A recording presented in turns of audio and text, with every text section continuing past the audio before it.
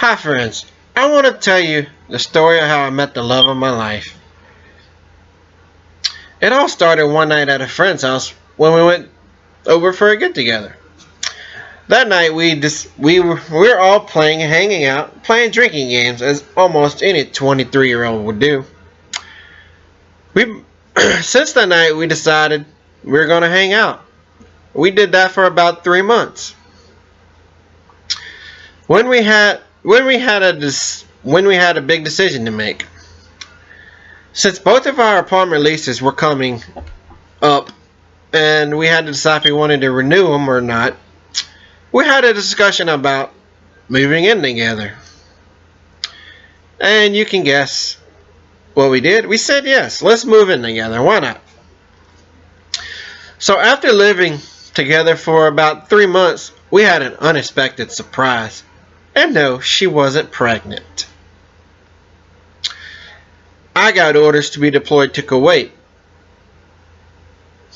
So we had to decide if a long distance relationship was something that we both wanted to try for the next 6 months.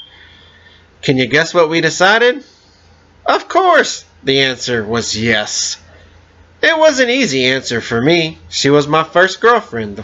She was my first girlfriend, first love of my life, and the first woman that could ever outfish me.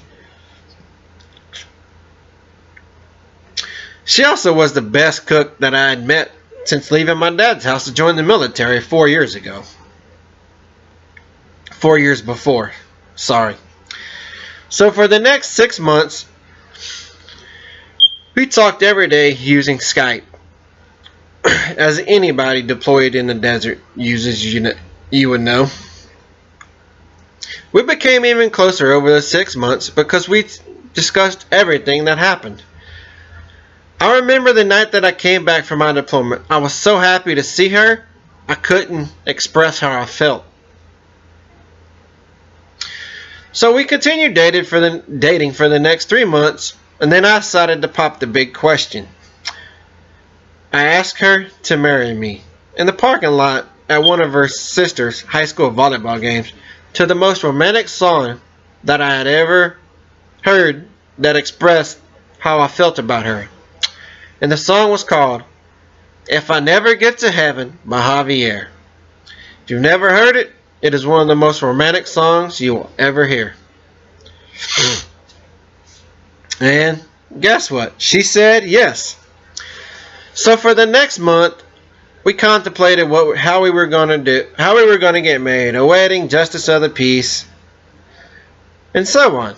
But to my great surprise, he said, "Let's go with justice of the peace," which made me even love her more. I didn't have to waste money on a big fancy wedding that I don't see importance in.